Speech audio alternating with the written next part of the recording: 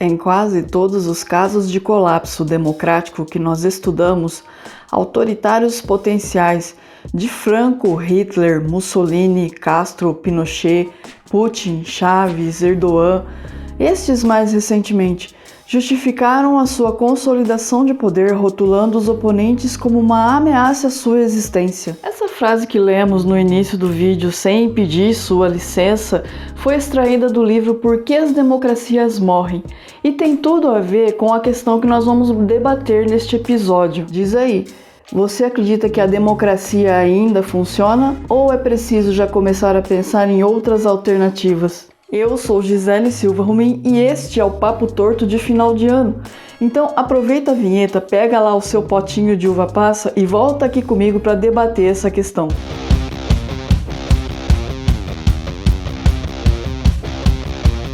Mas afinal de contas, será preciso criar um novo regime de governo? Em julho deste ano, nós fizemos um papo torto só falando de democracia.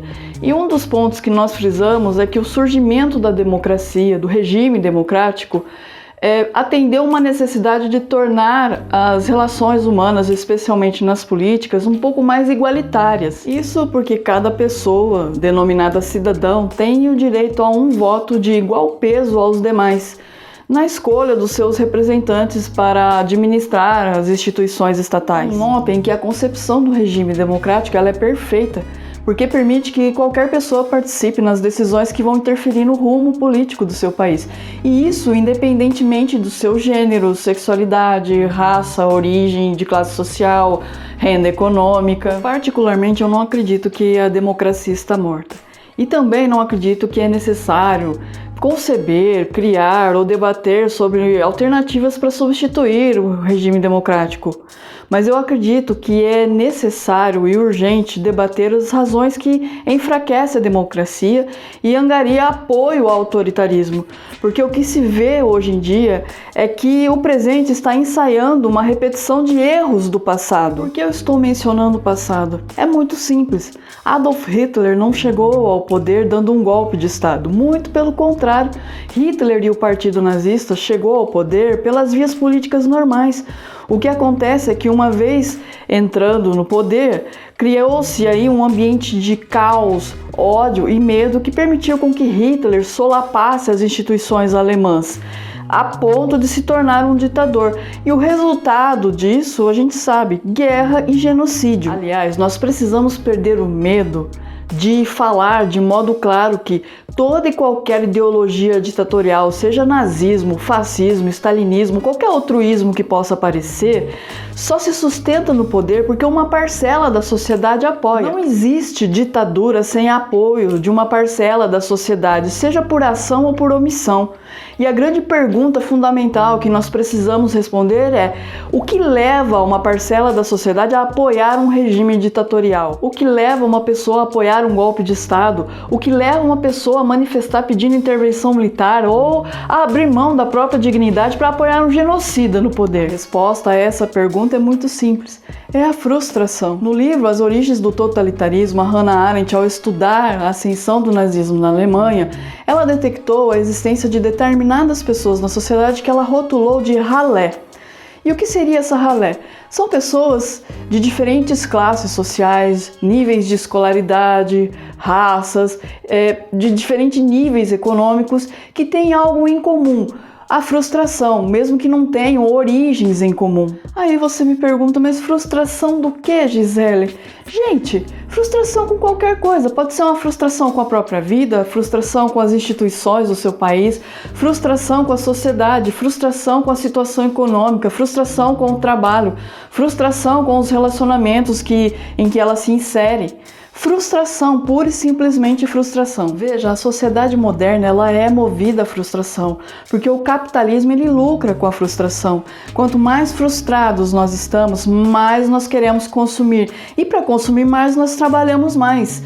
Então, nós estamos sempre frustrados, ou com uma viagem que gostaríamos de fazer e ainda não fizemos, com relações que gostaríamos de ter e ainda não temos, com coisas que queremos consumir e ainda não conseguimos. Enfim, nós somos frustrados, porque o capitalismo ele é movido à frustração. Agora, se isso era comum na época da Alemanha nazista, imagine hoje em dia que nós somos assim, o tempo inteiro bombardeados com propagandas mostrando aqueles cenários maravilhosos e que nos frustra por saber que nós não conseguimos usufruir. E a quantidade de informações, né, que circula ali na palma da nossa mão por meio dos smartphones é uma coisa assim estratosférica. Felizmente, nós lidamos muito mais com frustrações do que com alegrias. Haja saúde mental para lidar com tanta frustração, né? Mas sabe o que não é frustrante? É o seu engajamento a esse conteúdo. Então, quebra o nosso galho. Se você estiver em podcast, compartilha isso nas redes sociais, indique ele aos seus amigos. Se estiver no YouTube, curta, compartilhe o vídeo, comente, deixa aí o seu comentário pra gente que a gente vê e responde, viu? Porque esse seu engajamento dá condições, né, do trabalho crescer, porque os algoritmos oferecem ele para mais pessoas. E qual a primeira coisa que uma pessoa frustrada faz para tentar lidar com a sua frustração? Claro, né, gente? Todo mundo sabe. Arrumamos alguém ou algo para culpar. Isso é mais certo como 2 e 2. A questão é o seguinte, enquanto essa massa de gente frustrada tá lá no bar, fumando seu derby, bebendo Bavária, escutando Boate Azul, tá tudo bem.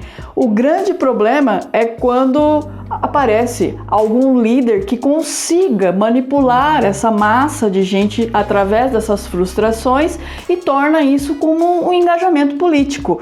Afinal de contas, uma andorinha sozinha não faz verão. E a receita de bolo desses líderes sem caráter é sempre a mesma. É escolher um inimigo comum para que essas pessoas frustradas possam odiar e se colocar como um verdadeiro salvador da pátria para essas pessoas, como se fosse somente ele o capaz de resolver todos os seus problemas. Semeia-se o caos, a desordem, o ódio, a divisão social, criando-se assim um engajamento político que se torna uma verdadeira bomba relógio prestes a explodir. E quando chega a esse nível, pessoal, não há pílula de consciência, não há pílula de realidade que faça essas pessoas acordarem para o precipício para o qual elas estão levando a sociedade em que elas vivem. Isso é tão sério, mas é tão sério que até hoje existem pessoas que renegam a existência do Holocausto nazista, negam que as fotos, os vídeos gravados nos campos de extermínio sejam verídicas, colocam em xeque isso, falam que defendem a tese, a hipótese de que aquilo ali foi uma manipulação dos vencedores da guerra. E é justamente por isso que eu não acredito que as manifestações que tomaram o Brasil no período pós-eleições de 2022 sejam motivos de piada. Muito pelo contrário, precisam ser estudadas, porque essas manifestações elas afetam a saúde democrática do Brasil e a saúde mental do brasileiro. Para piorar, essas manifestações, essas alienações ideológicas, elas estão assumindo uma característica péssima de ser como se fosse uma seita. Exatamente. E o que seria uma seita? Toda seita que se preza se apresenta como uma resposta para que as pessoas lidem com as próprias frustrações. E toda pessoa frustrada quer recuperar o sentido de sua vida. E para recuperar esse sentido, um dos primeiros pontos que se busca é se sentir seguro. Nem que para isso precise se apoiar num Deus, no diabo, num pastor, num ministro de igreja, num padre ou até mesmo nas Forças Armadas. Toda seita se apresenta como detentora da única verdade a ser seguida. Exatamente. Tudo o demais está errado. A ciência está errada, os noticiários estão errados, os livros de história estão errados. Tudo o que foi produzido no planeta e que não reforça a visão da seita está errada. Só está certo que aquilo que reforça a visão da seita. Toda seita, para se manter viva e atuante, precisa constantemente engajar os seus membros. Seja impelindo eles a sair por aí, doutrinando outras pessoas porque acha que com isso vai salvar o mundo, seja se protegendo de um possível apocalipse que está próximo, seja lutando contra uma vacinação coletiva que teoricamente seria para implantar um chip subcutâneo, ou então para lutar contra um comunismo que eles acham que está sendo implementado no Brasil. O mais engraçado é que os membros da seita eles costumam se isolar desse mundo que eles querem tanto salvar.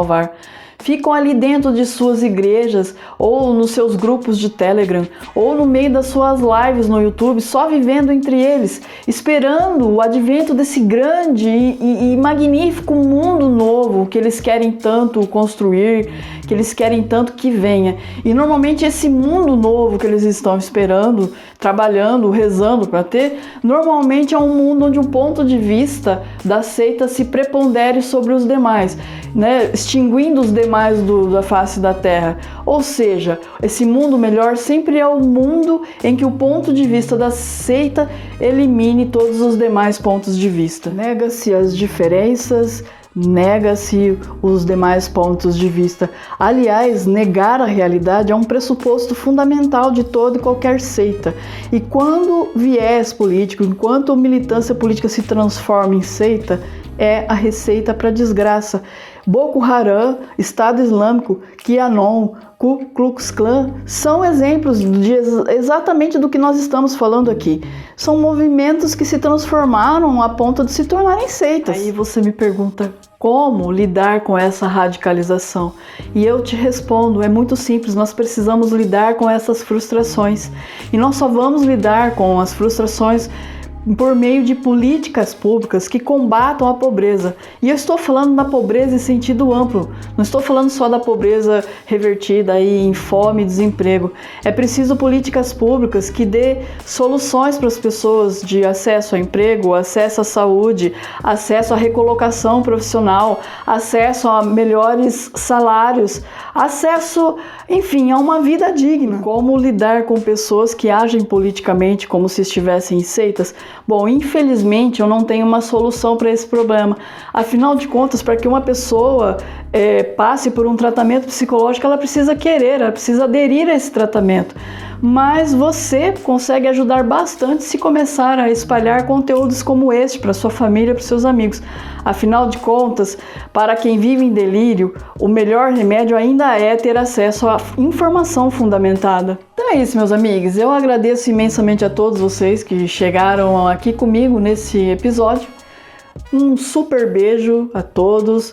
Que todos possamos ter um final de ano muito bom, né? Cheio de amor, cheio de união, cheio de consciência, e que o próximo ano seja, quem sabe, né? Um ciclo novo e mais leve para todo mundo. Um super beijo e até!